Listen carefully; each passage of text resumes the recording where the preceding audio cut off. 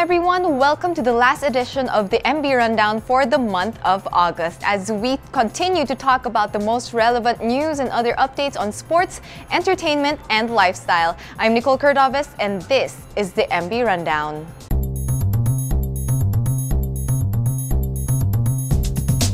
Let's start this edition with the bombshell that Senator Panfilo Ping Lacson unleashed at the Senate last Wednesday. In a privileged speech, Lacson named 41 Bureau of Customs officials who allegedly received weekly payola or tara from 44 suspected bribe givers to facilitate the release of container vans from the country's different ports. In the report of Manila Bulletin reporter Mario Casayuran, Lacson also identified 5 big players who allegedly facilitated the release of 390 to 490 container vans weekly from the Port of Manila and the Manila International Container Port or the MICP. These include David Tan, Kimberly, Gamboa, Teves Groups, Manny Santos, and the Davao Group where whistleblower Mark Taguba reportedly belongs to.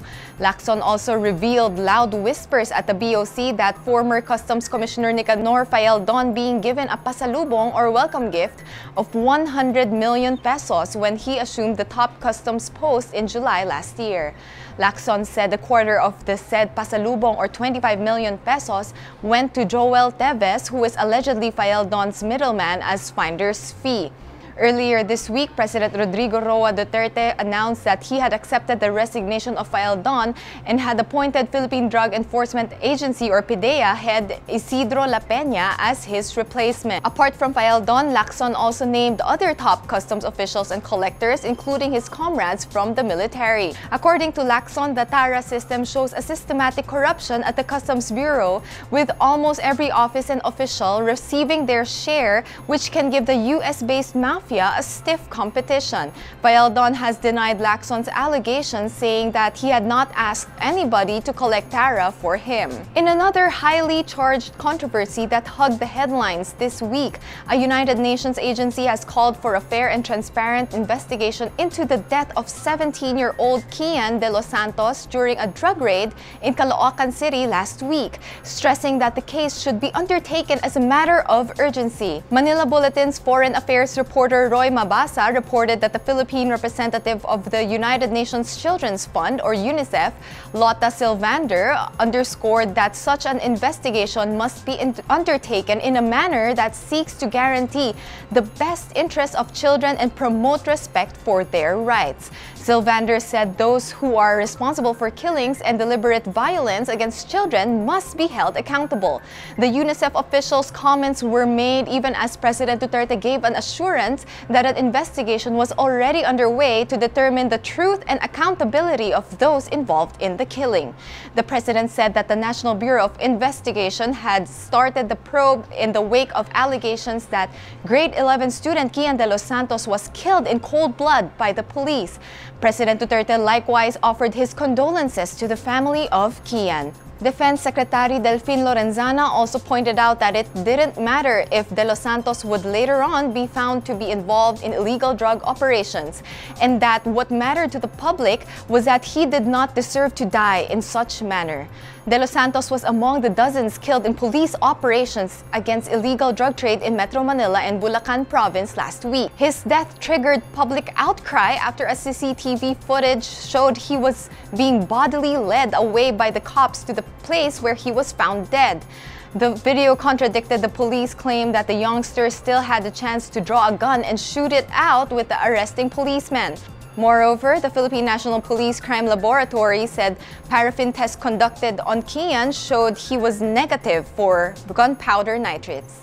In a related development, President Duterte said he was ready to face the consequences of mistakes in the government's anti-drug campaign amid criticisms of alleged abuses by security forces. The president admitted that mistakes sometimes happen in government operations in their earnest bid to fulfill their mission to destroy the apparatus of the illegal drugs trade. And despite the heavy criticism he has been getting for the death of Kian, the president refused to hit the brakes on the government's relentless crackdown on the illegal drug trade in an effort to protect Filipinos from the menace.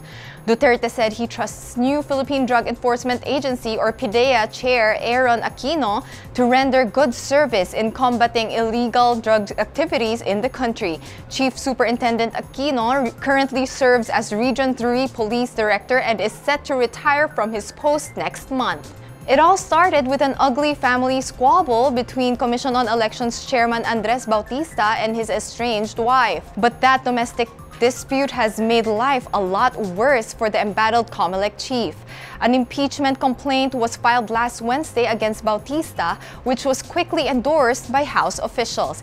In a 23-page complaint, former Representative Jacinto Paras of Negros Oriental and lawyer Ferdinand Topacio accused Bautista of committing irregularities related to the 2016 national election, including ineptitude in addressing a hacking attack of the COMELEC website and failure to truthfully disclose his net worth. Endorsed by Deputy Speaker Cebu Representative Gwendolyn Garcia, Assistant Minority Leader, Kabayan Party List Representative Harry Roque, and Representative Abraham Tolentino, the impeachment complaint is expected to be transmitted to Speaker Pantaleon Alvarez to start the bid to oust Bautista. But Bautista's woes didn't end there. The Presidential Commission on Good Government has been directed to investigate the assets obtained by Bautista when he was PCGG chairman.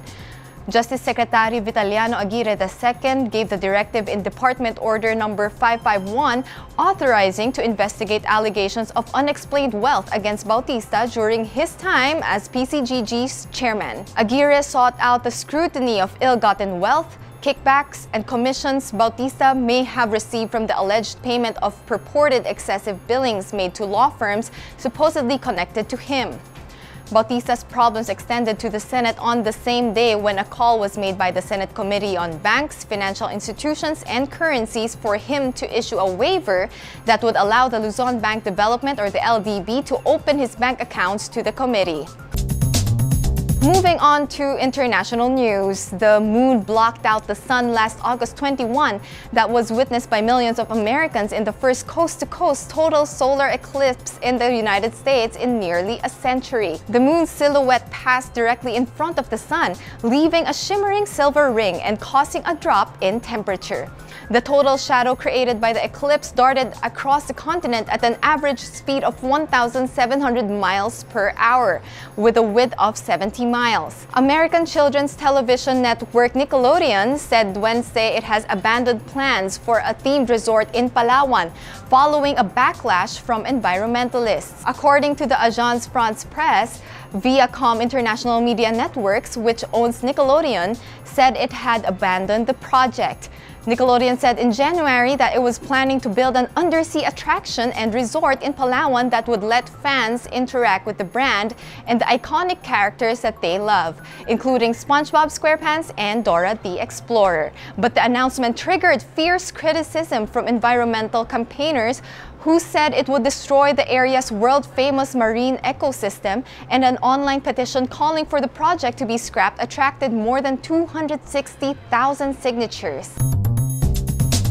And now to sports. We were all pleasantly surprised with news that reached us that rookies Aris Toledo and Anthony Beram bagged gold medals in the track events of the Southeast Asian Games in Kuala Lumpur, Malaysia. In the report of Tempo editor Ray Bancod from the 29th staging of the SEA Games, Toledo completed a stunning upset over an Asian champion to bag the gold in the decathlon competition, and Beram topping the 200-meter and the 400-meter runs. Toledo and Beram improved the Filipinos' medal tally in the SEA Games to 15 golds, 18 silvers, and 28 bronze medals. Cebuana Mary Joy Tabal started the Philippines' gold medal haul with a win in the marathon event last August 19, followed by the smashing stint of the Pinoy triathletes on August 20.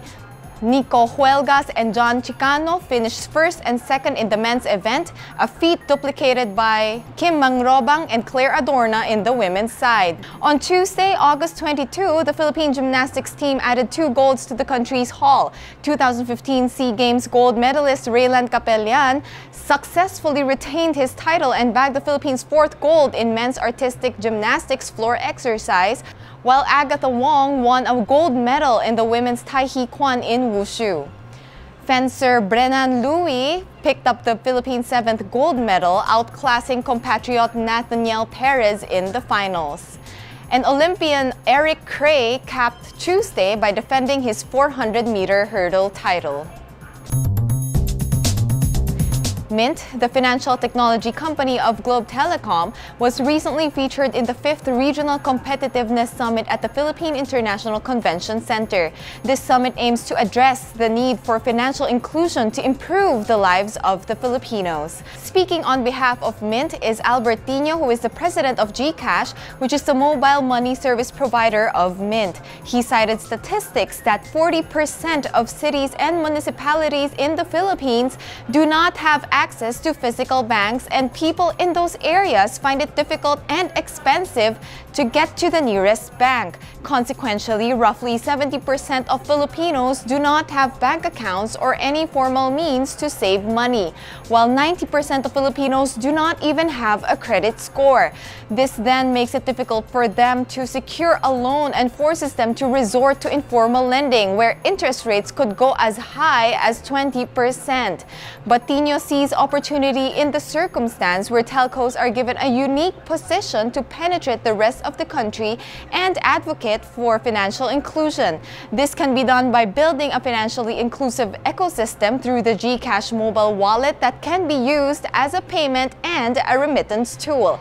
As in the case of loans, Mint's lending company Fuse can help secure loans and create credit scores for Filipinos using telco data, where the profile of a loan applicant can be determined to know if the person has the ability to pay for a loan. Another layer in the Mint financial business model is the ability to give out insurance plans that create a marketplace for insurance customized for Filipinos and paid through reasonable and fair premiums.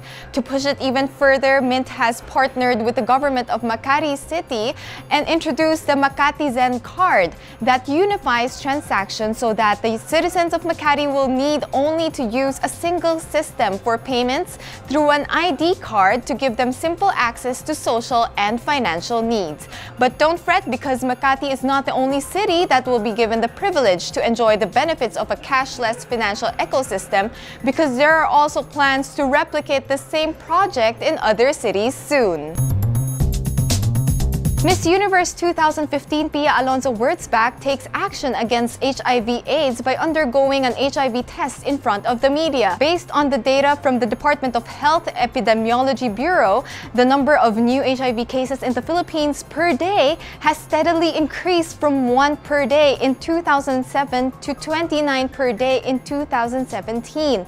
Over the years, HIV infections have grown at an alarming rate among young people. In May 2017 alone, the Philippines reported 1,098 newly diagnosed HIV cases nationwide. Of these, 325, or roughly 30%, were among youth aged 15 to 25, while 554, or more than half, were from the 25 to 34 age group. Right after having her HIV test, Pia launched her ambassadorship and unveiled her project called Progressive Information Awareness Campaign, or PIA Project, which aims to inform young people about HIV and help end the AIDS epidemic, not only in the Philippines but in the Asia-Pacific region. The award-winning novel by F.H. Batacan, Smaller and Smaller Circles, is about to hit theaters soon. The story is about two Jesuit priests who solve a series of murders in Payatas.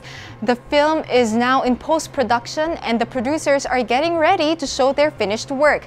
Directed by Raya Martin, major members of the cast include Noni Buencamino and Sid Lucero as the two Jesuit priests. And finally, to show business, Manila Bulletin writer Shirley Matias Pizarro reported about the surprise pulled off by siblings Leia and Gerard Salonga on their mother Ligaya Salonga with a party at the ballroom of a 5-star hotel in Taguig City last Sunday. Mrs. Salonga entered the Bonifacio Hall of Shangri-La Hotel at the BGC at around 7 p.m. expecting to meet President Rodrigo Duterte. Instead, she got the shock of her life when a swarm of familiar faces simultaneously shouted "surprise" and spontaneously started singing "Happy Birthday." At the forefront of those on hand to greet Mommy Ligaya or Mommy Joy were Leia, husband Rob Chien, and daughter Nicole and Gerard, wife DJ, and children Antonio and Carmen. There were around 100 guests that night in the simple celebration that only had a string ensemble providing the music, the repertoire of which was composed of Mrs. Salonga's favorite songs. And that's it for this week's edition of the MB Rundown. This has been Nicole Cordovez wishing you all another enjoyable long weekend.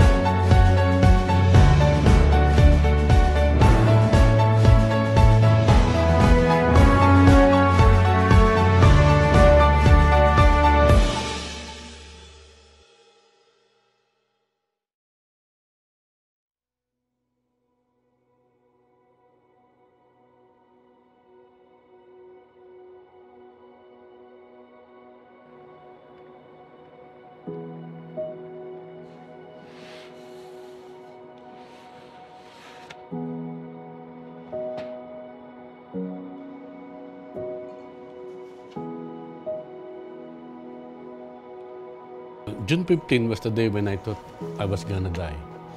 And I thank God for giving me another chance to live for the fourth time. There was a loud explosion, and then suddenly, there's a huge ass na going sa aming direction. So, yun, bigla, takbuhan na kami. Nung makita namin papunta sa area namin yung makapal na usok.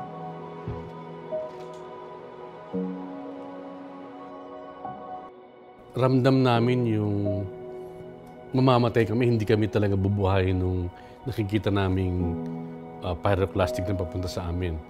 Kaya yung iba umiiyak, yung iba hindi malaman kung anong gagawin, iba sigaw ng sigaw.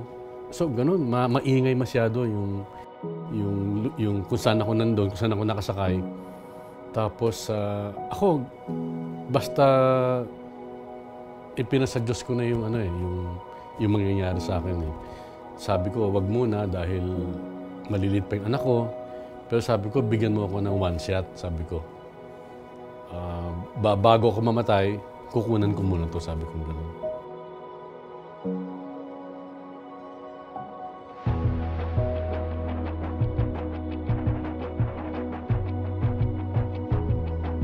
I wanted to tell a story and I wanted to capture that moment.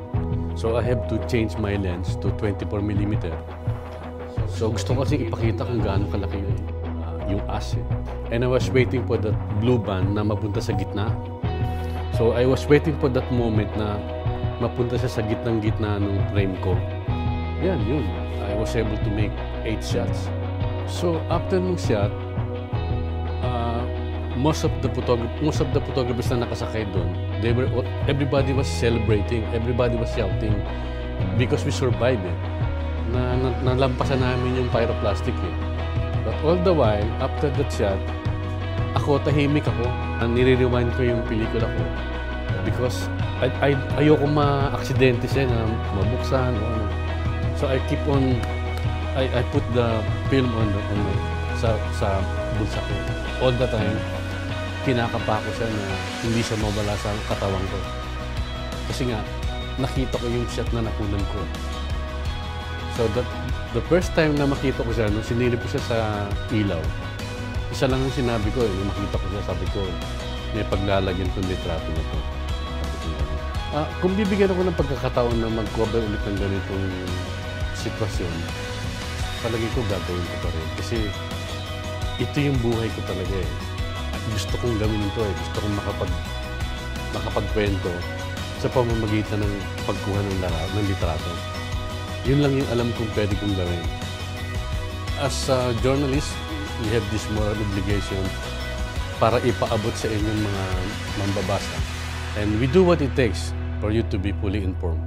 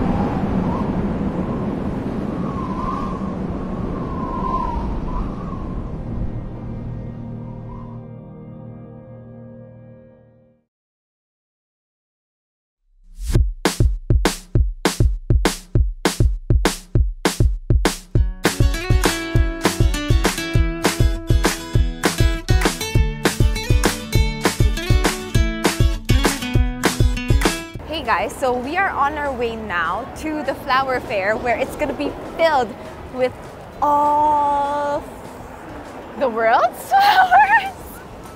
Well, it's going to be filled with a lot of flowers, so I can't wait to see that.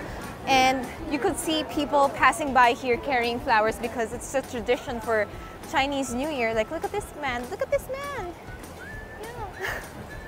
Because it's a tradition for Chinese New Year to give flowers as gifts to people, so that, because it's really important to have blooms in your house because it represents life, rebirth.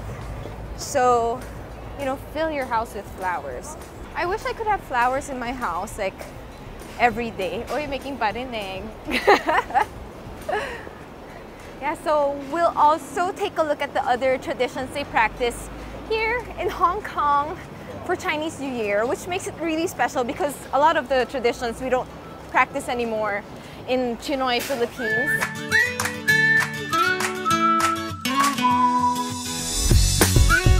Of course, we cannot lose the lucky charms that we hang around the house, and here they incorporated it with a lot of stuffed toys and cute objects that you could just put there as a design.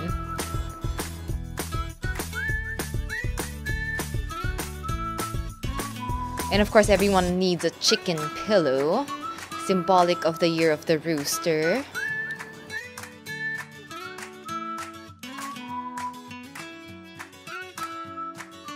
And look at all these stuffed toys, like every animal you can think of, they have it here.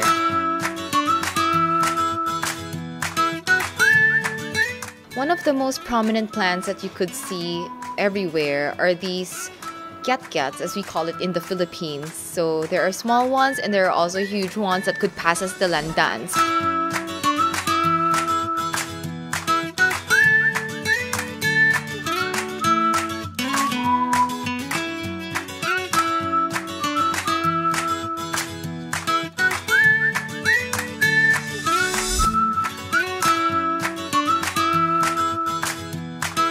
Here in the flower market, you could see every kind of orchid in every color. It's the most number of orchids I've ever seen in my life.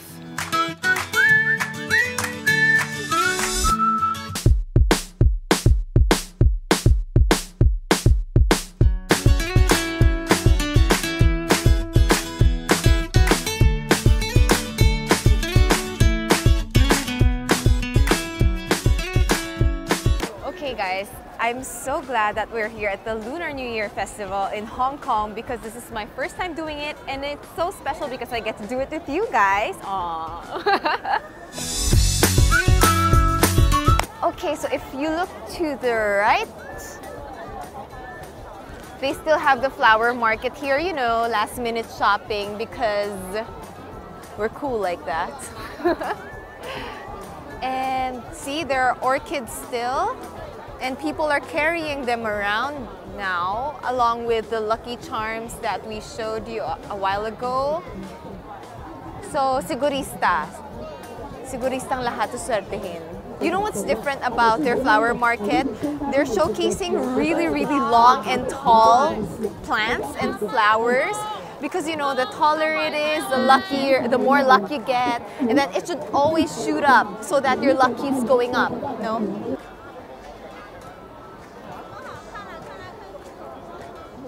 And look at all the people carrying the flowers. Can you just imagine all the homes filled in a span of 3 days to celebrate Chinese New Year, filled with flowers? And you don't just fill your own home with flowers, you give flowers to the people you love, your friends, so that it'll bring them luck as well.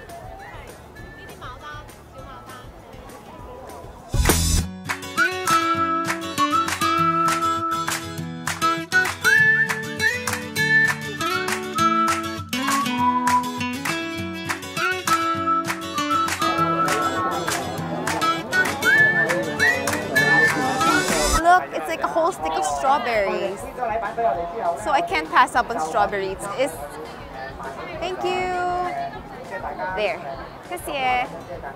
It's frozen strawberry that's candy coated on the outside, and it's actually so good. It reminds me of the champoy na candy, but instead of champoy inside, it's a strawberry. So as it melts, eventually the candy will become softer, so it's gonna be biteable. Because kanina I tried to bite it and then I thought my teeth would fall off. So big no-no. At least I gave you a heads up now, so take a look at that. Sorry, I bit it already. And so this should be on your list of must-tries here in Hong Kong because the strawberries are so big and juicy and it is so good, candied. I mean, who thought of that?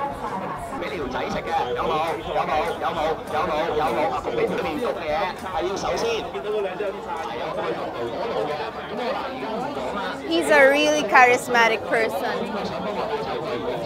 Whoa, look at that!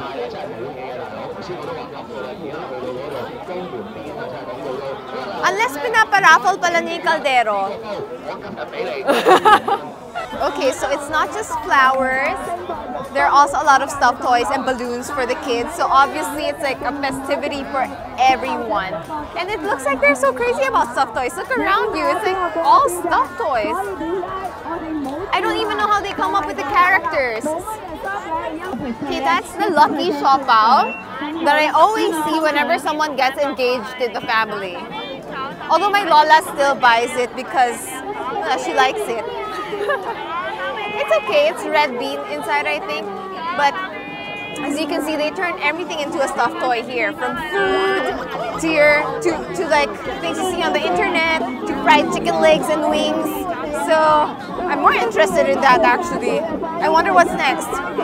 Repolyo! I know! Pechay! So now we have a potato, a pechay, and a strawberry. I told you guys, these things could be so unpredictable. It's crazy.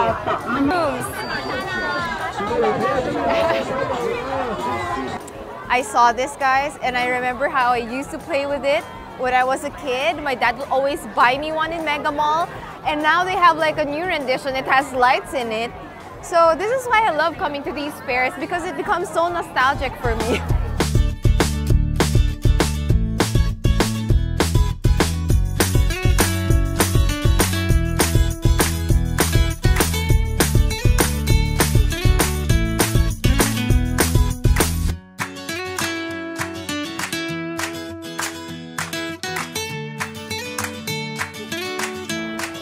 That is it for the Lunar New Year fair here in Victoria Park. So we are now gonna go hunt down some more food because we haven't had dinner. So stay tuned for the next episode.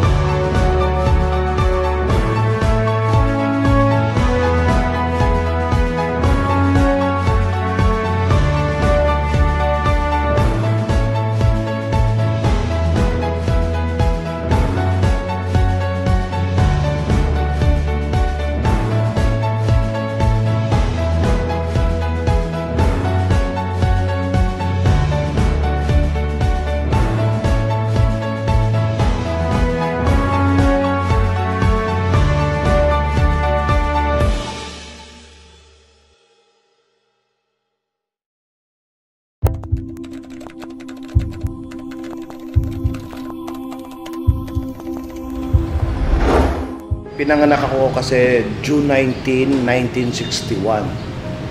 Exactly 100 years no, nung pinanganak si Rizal. So, centennial ni Rizal yun.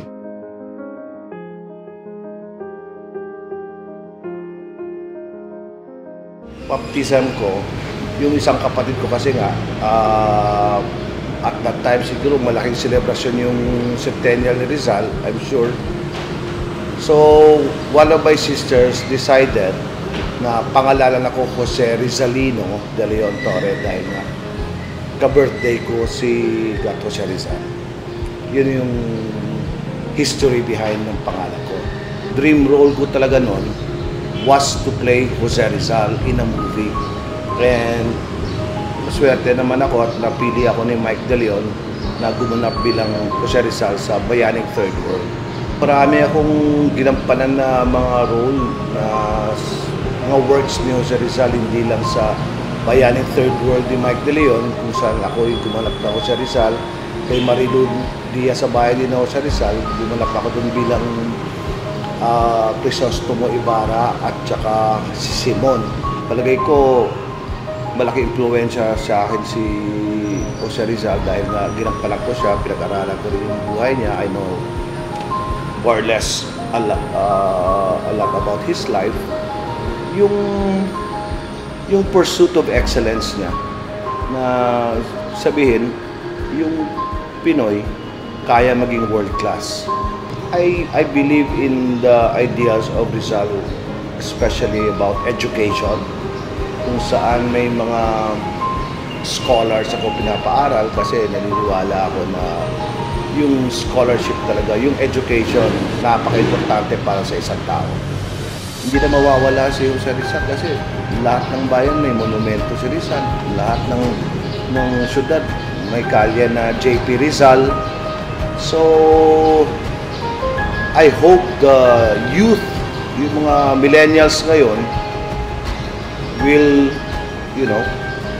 go out of their way and pursue that ideals also na pinahiwatig ni Rizal para sa atin.